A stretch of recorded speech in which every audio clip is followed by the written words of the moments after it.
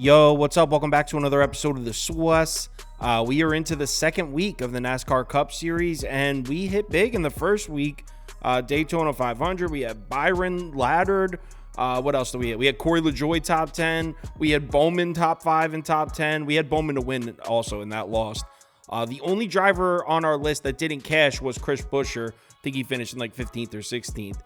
So overall, excellent start to the NASCAR season. Now, I know there's a lot of people looking forward to this video that hit on William Byron last week for plus 2,000 or whatever you got it at. And they're pumped up thinking that's what happens every week in NASCAR betting. Just want to temper your expectations. That's not how it is. That's crazy that we hit like that in the first week. Usually I'm looking to hit 2 top 10 finishers. That's usually the goal. So wild start to the season. Hopefully that continues. Yeah, we are in Atlanta. Let's go. Welcome to the Suarez. The Suarez. Suarez. Hey, get the Suarez. All right, so first I want to start out talking about Ryan Blaney. I would imagine a lot of people are going to be betting Ryan Blaney this week, and for good reason. I mean, his last 7 races at Atlanta, he's got an average finish of 6.86. 6 of his last 7 races at Atlanta were top 10 finishes, 4 of the last 7 top 5. We could pull up his numbers from intermediate tracks last year. Intermediate track, that's what Atlanta is, 1.5 miles. You could see of the 23 races last year on intermediate tracks, Ryan Blaney had an average finish of 14.22, 11 of 23 top 10s, 5 of 23 top 5s. But as always, the problem with betting these guys that just have unbelievable numbers at specific tracks, odds makers are never going to give you a fair price. I mean, obviously everyone's looking at these numbers. Everyone's going to go bet Ryan Blaney. Look at his price tags here, minus 150 for a top 10 finish. At minus 150, you need to hit at 60% just to break even. And we just saw that Ryan Blaney finished in the top 10 in just 11 of the 23 races on intermediate tracks last year. That's not 60%. That's a losing bet. So if you're betting Ryan Blaney, I'm not saying your bet's going to lose. I'm just saying you paid a premium price for that ticket. You didn't get a fair price. That's what I'm saying. Personally, I will not be betting Ryan Blaney in this one. Let's move on to a familiar face, William Byron, the $1 million man that got us all paid last week. Now, if you remember, the reason we bet William Byron last week is he finished last season red hot. 6.46 average finish in the last 13 races of last season, 10 out of 13 top 10s. He won Daytona last week, so obviously he hasn't cooled off. And look at this man's numbers on intermediate tracks last year. 9.83 average finish, 16 out of 23 top 10 finishes. 16 out of 23. 11 out of 23 top 5s and 5 wins. Of the 23 races on intermediate tracks last year, William Byron won 5 of them. 5 of William Byron's 6 wins last year came on intermediate tracks. Now, obviously, William Byron just won the Daytona 500 last week, so we're not going to get the same kind of prices. As you can see here, minus 150 for a top 10 finish is just crazy. Plus 200 top 5, though. That's what I want to look at. Plus 200 top 5, plus 1,200 to win the race. That plus 200 top 5, we just saw William Byron finished in the top 5, 12 of 23 races on intermediate tracks last year. How do we not at least take a shot at it? So this isn't one of my bigger bets. This is just one little jab and kind of a reward for getting me paid last week. Taking William Byron top 5 at plus 200. Next guy we need to take a look at, and this is my pick to win the race, Kyle Larson. Why?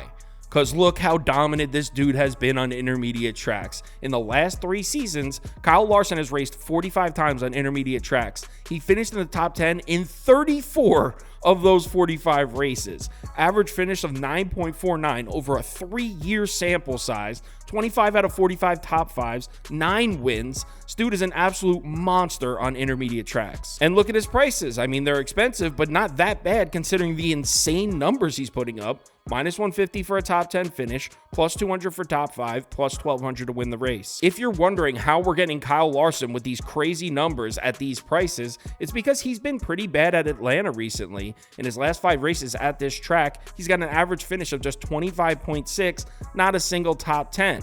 It's important to take note, though, he wrecked in 3 of those 5 races at Atlanta. But look at the 4 previous races at Atlanta for Kyle Larson before the last 5. average finish of 6.25, 3 out of 4 top 10 finishes, 2 out of 4 top 5 finishes. He was dominant here, so we might be getting one of the most, if not the most, dominant driver in the field here at a discounted price just because he's had some bad luck at this track in the last couple years. So you know what we're going to do. We're going to ladder him. Kyle Larson, top 10, minus 150. I'm going to put 0.75 units on that. Kyle Larson, top 5, plus 200. Kyle Larson to win the race at plus 1200. Now let's move on to another driver that I think has a realistic chance of winning this race, Christopher Bell.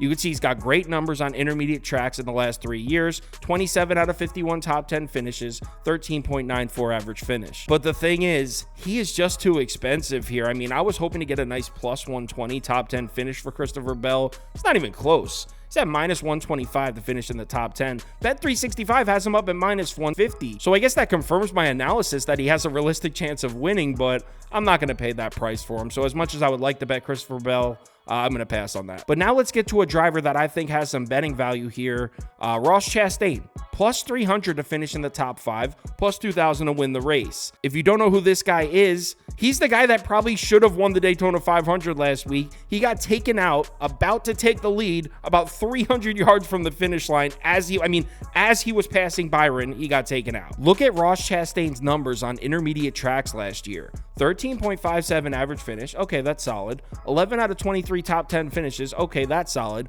Look at the top 5s. 9 of 23 top 5 finishes on intermediate tracks last year for Ross Chastain. On these tracks, he was hitting top 5 finishes at over 39%. They're giving us a plus 300 price tag on that. Now, why are they giving us such a good price on Ross Chastain here? For the same reason we got a pretty good price on Kyle Larson. He just didn't do well at this track last year. In the 2 races at Atlanta last season, he had an average finish of just 24, didn't finish in the top 10 in either race. But if you're willing to look past that, he's been good on these intermediate tracks. Both of his wins last year were on intermediate tracks. He can win this race realistically. So I'm laddering Ross Chastain. Give me Chastain top 10 plus 100, Chastain top 5 plus 300, Chastain to win the race at plus 2,000. Now, one last driver to bring up, and this is just for those who are looking to take a home run swing here.